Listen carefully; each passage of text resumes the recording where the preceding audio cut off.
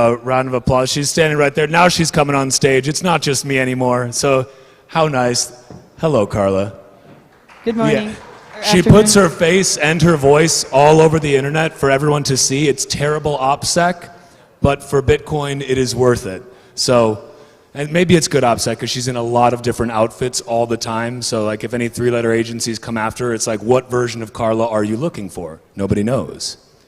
So to introduce this next discussion here, I want to start it off with a quote that I'm sure you're all familiar with, and that is, a purely peer-to-peer version of electronic cash would allow online payments to be sent directly from one party to another without going through a financial institution. Those are Satoshi's words from the first sentence of the white paper. But what effect do they have on governance at the municipal level, at the state and local, at the country level, the nation-state level? Up next, we have Bitcoin is Changing Governance with Peter Young, Managing Director of the Free Cities Foundation, and Timothy Allen, award-winning photographer and filmmaker. Please give them both a very warm welcome. Thank you.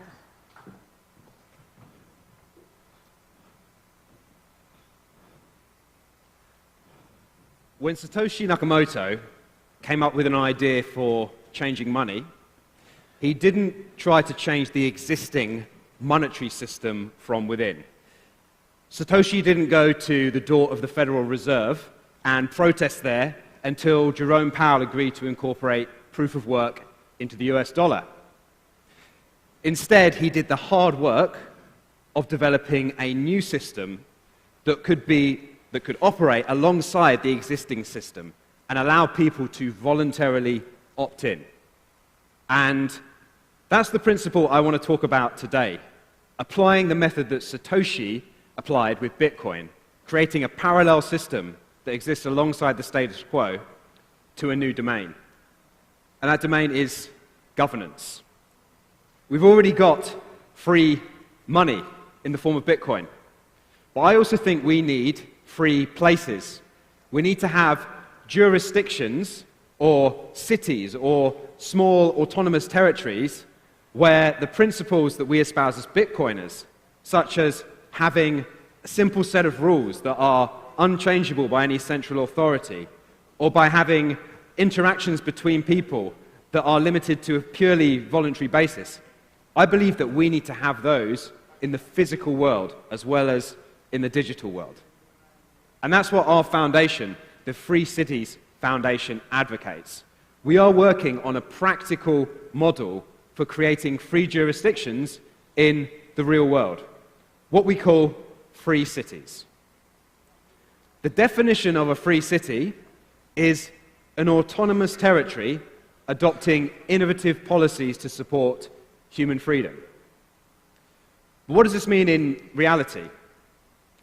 Well, so far we have partnerships with a range of different projects that have varying degrees of autonomy. You can see behind me a map with 8 projects that are aligned to our ethos that are based in Europe, Latin America, and North America.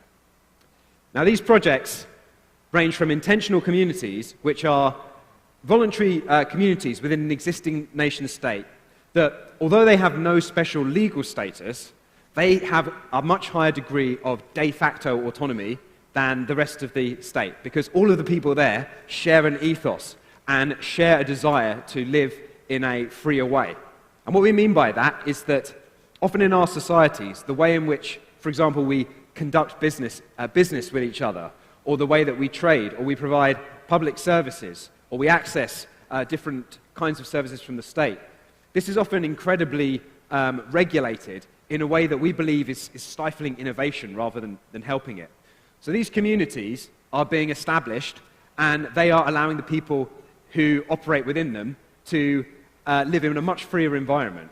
So there are examples like Liberstad in Norway, a small example of an intentional community whereby all trade is done internally with their own independent financial system and with Bitcoin, so that they can transact with each other, and only the transactions between this governing entity and the rest of the world are governed by the regulations of Norway. That's something that they've been able to set up within the existing laws. Really exciting project. There's also projects like Montelibro in Montenegro, or the New Hampshire Free State Project in the United States, a group of people that are moving to New Hampshire in order to try and influence politics in a freedom-oriented direction. At the other end of the spectrum, you've got some really exciting projects that Tim's going to talk about, one of which Tim is going to talk about in a minute, called the Zones for Employment and Economic Development in Honduras. Tim and I have just got back from Prospera, which is an area on the island of Roatan that has a legally distinct system from the rest of Honduras. And they're using that to do some really exciting things by attracting new businesses, by building new kinds of building that wouldn't be possible with normal kind of building regulations and planning. And there are projects like Prospera, Morazan, Orcadia in Honduras that are experimenting with governance and doing some really exciting things. So our mission as the Free Cities Foundation is to encourage more projects like this to develop. We want to live in a world where we don't just have a choice between two pretty similar political parties, whether it's the Republicans and the Democrats, or it's the Labour Party or the Conservatives in the country that I live in, the UK. We want to give people a real choice. And we think the best way of doing that is not to engage in this popularity contest once every 5 years, where we try and convince people that our team is the right team. We think that the most effective way is to follow what Satoshi did and create new systems, experiments on a small scale in governance that can really improve people's lives. So to follow on from that, I'm going to hand over to my colleague Tim, who's going to tell you a little bit about why he, as a more recent convert to the Free Cities movement, is interested in this. And he's going to share some of his experiences in Prospera, and then we're going to move on to sharing something that we made at one of our most recent conferences. So I'm going to hand over to Tim. Thanks very much, Peter. Sounds like we got some Prospera in the house. Is that right? Did I hear some whoops from over there? Whoop. Okay. As Peter said, I would say I'm a relative new convert to the notion of free cities, but I'll give you a little bit of context first. I'm a filmmaker, a photographer. I've been for the last 25 years. But I've known Peter through the Bitcoin community from way back. But we kind of connected again recently in Mexico during the pandemic. Both of us had left our sort of homes because we weren't too happy about the situation that was going on there. I took my whole family. I have 3 children. We came to Central America, and we were on a citadel hunt. And any of you Bitcoiners here will know that the citadel hunt is a real thing now. It was a meme for many years, and slowly but surely now it's turned into a real thing. I came to El Salvador with my family. We stayed 6 weeks here, had the time of our lives. We tried Mexico. We looked at a few places in America. The point I'm trying to make, though, is that this is moving around is something that people are doing much more often now. I want to talk to you from my perspective. Peter's the managing director of the Free Cities Org. I suppose I'm a pleb filmmaker, is what I would probably be better known as. But I have spent the last 25 years exploring communities around the world. While I'm talking, I'm just going to flash a few images of the work that I've done, just so you know. But really, I've been fascinated by people and why they live where they are and what they do in those places. And it's taken me to most corners of the world and given me a pretty, a relatively good idea of what drives humans to do what they do, what makes them thrive, how governance might best be pursued. I think in my own particular case, I'm the kind of leave me alone type of person. That's my form of governance. I don't really want any governance, but I understand. So, I understand governance is, important, but it has taken me to places where the people really do want to get away from it all. Like this. This is in Papua New Guinea, in Irian Jaya, people that live in tree houses. I've been places where, that's where you go when you really want to be left alone. That's actually in Sabah. That's actually someone living there, really. That's my kind of place. But what you discover when you come to these places, the people that live there are exceptional. that particular place, this is a guy called Solbin. He's a breath diver. He's a sea gypsy from the Bajau people. And they actually have no passports at all. They live in around the Philippines, around Indonesia, around Sabah area, and move around. There are still plenty of people living this kind of a life. They obviously live on the water. But everywhere you go, you discover these exceptional people living exceptional lives. And, sorry about that. What I think, while I was on these journeys, I sort of fell into another form of the filmmaking I was doing, which is following the way people move. In many instances, that's to do with even just nomadic life. I was what you would call a digital nomad, an analog nomad in the 80s and 90s. I lived in Southeast Asia. We moved around. I did all that stuff before the internet. Believe it or not, we actually communicated with each other by something called post restant. I don't know whether anyone knows that. You basically send a letter to a central post office in a country, and you go and people, it just stays there, and people pick it up 3 or 4 months later. You know, this is pre-internet, so I know what it's like to move around. I love what digital nomads are doing now, I think, and this is part of the free cities movement, the ability to sort of move.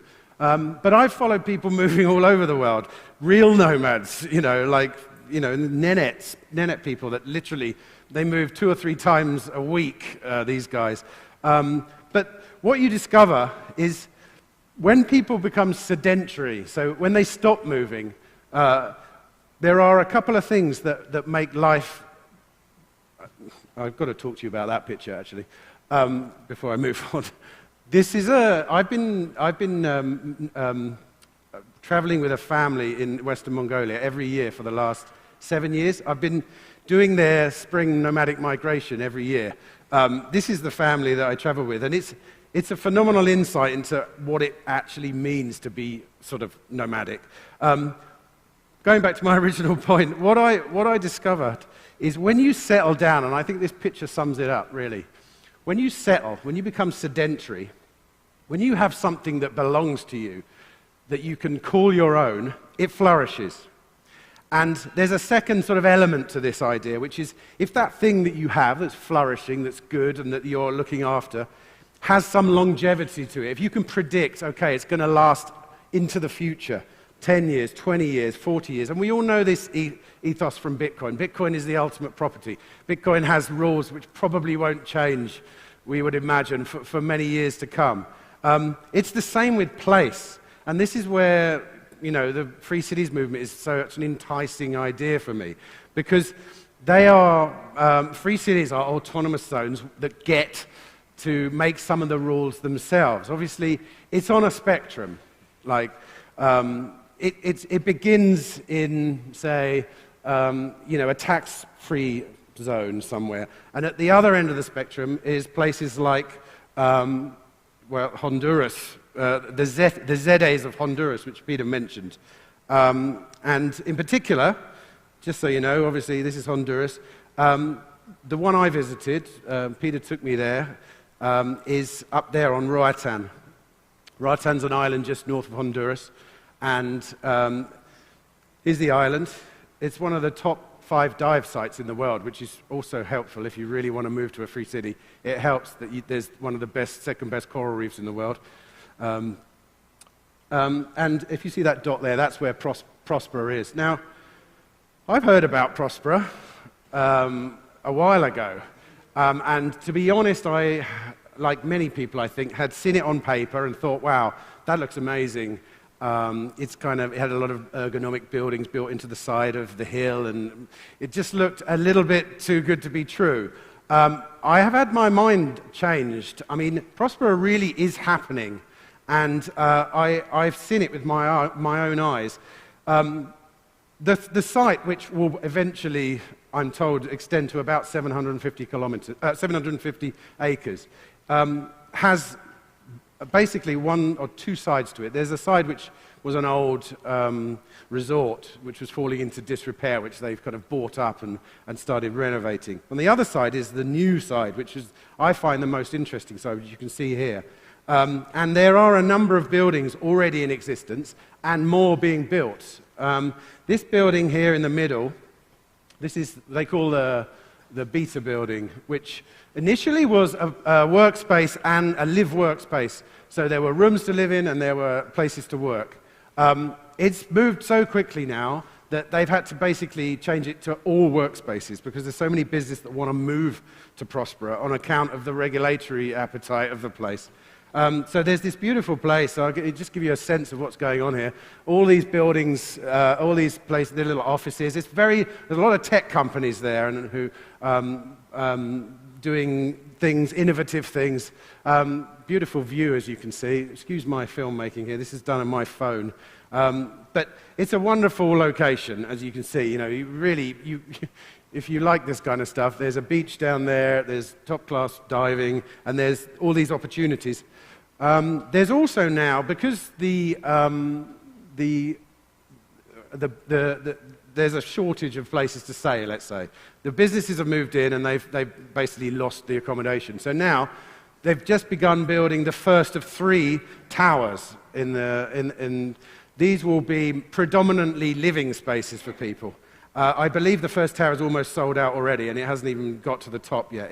It's a phenomenally exciting project, and everyone who hears about it goes, wow.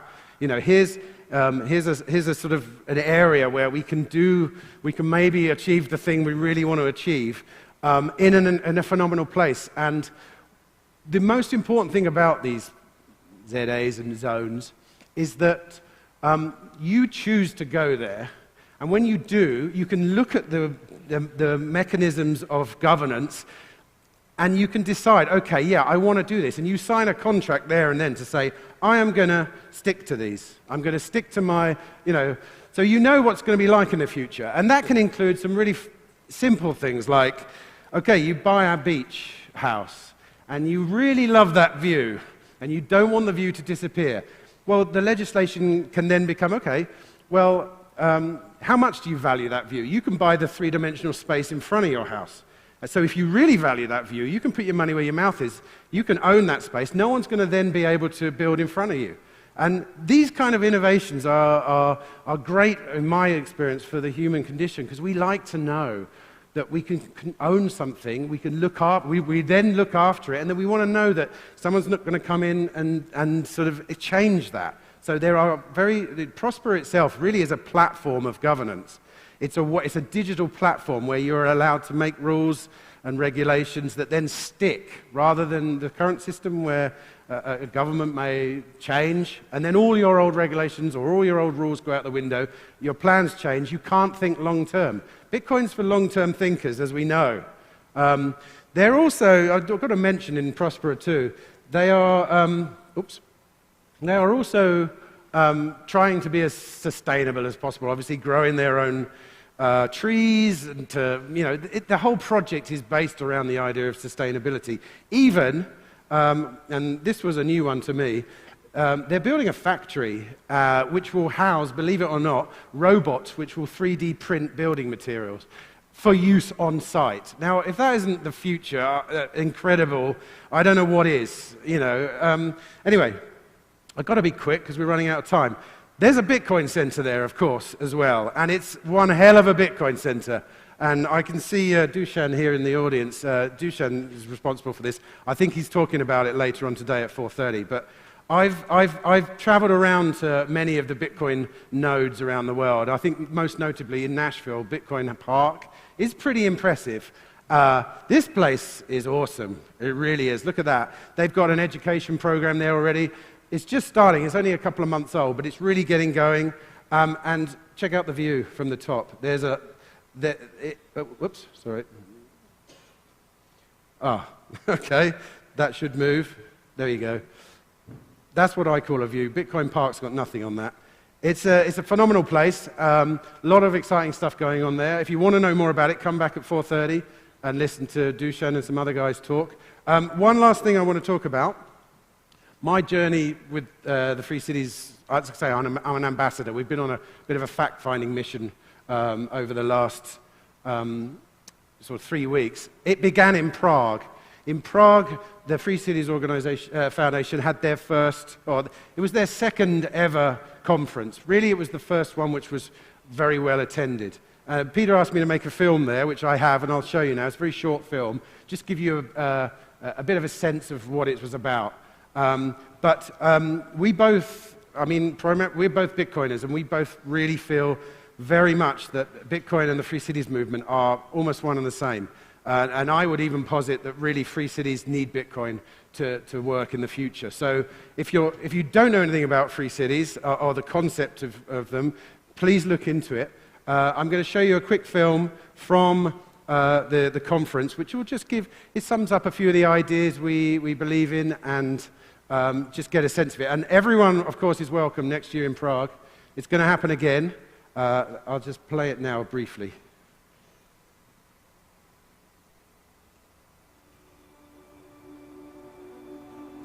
Our lives are defined by societal structures. They determine how we create our laws, how we educate our children, how we earn and save our money. But when these structures become large and entrenched, they ossify and become incredibly hard to change from within. If we want change, we need to build new structures, parallel structures that people can peacefully and freely opt into. A new movement is born. And our main message is, it's fine, right? You choose, not we for you. We make you an offer. And if you like it, you come. If you don't like it, you stay where you are. We live in a time when the old ways of doing things are failing visibly.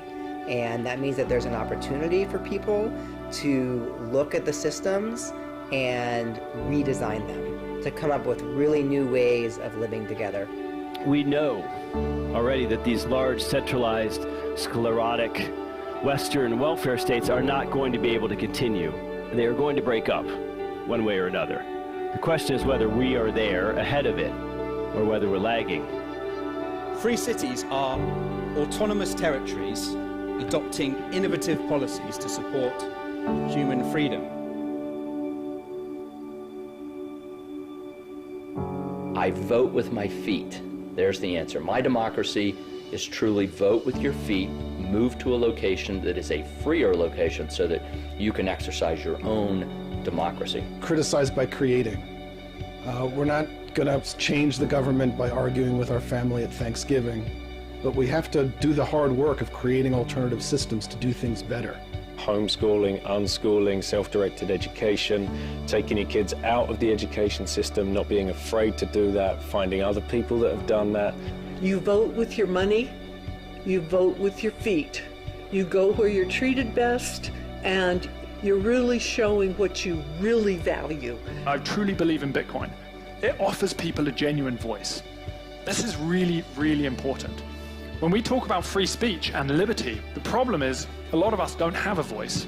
And our voice isn't just in what we physically say. Our voice is in how we push our value hierarchies out into the economy, how we want to spend our money in the economy. So there's this economic freedom that's emerging, and there's this physical freedom that's emerging. This is two very, very powerful forces, and we as people, as individual actors, have this incredible opportunity to take this and push it forward and spread the message. New kinds of money, of financial systems, of housing, ways of living and working with new laws, new countries, new institutions. And that's fun, that's exciting. We get to get in there with our hands and tinker. I think each one of us can identify with the fact that we feel isolated or alone in our views, and we may all feel differently on the spectrum of being a libertarian, but then at the end of the day, having different views, but still respecting each other.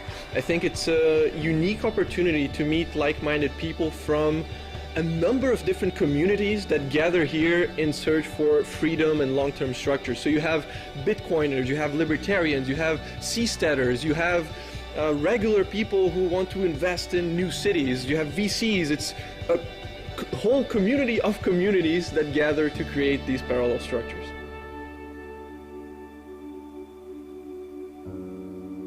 Things do not have to work the way that they currently do. Things do not have to remain broken. Things do not have to get worse as everybody assumes they will. You as an individual can take action to build a better and more prosperous future for the world, and you can have a real impact if only you put your mind to it. Yeah, and we definitely do believe that. Very briefly then, so that conference will be happening again in this next year, and it was phenomenal. It was Bitcoiners, seasteaders, libertarians, it was everyone concerned with freedom. So I highly say everyone's welcome to come. Prague next year, you'll love it. We've just started a podcast, and we've already recorded 15. None of them have gone out yet. So we've got a podcast. The movement's relatively new. Certainly, it's a growing movement. So anyone in the audience, if you're interested in this, please come and talk to us. If you've got something to say, if you think it's a bad idea, if you think it's a good idea, it doesn't matter. We want to hear from you. Really want to talk to you on our podcast. And finally, Free Cities, the website is there. I'm Timothy Allen. That's Peter. Look us up on Twitter. Thank you for listening. Thanks, guys. Well done, man. Nice.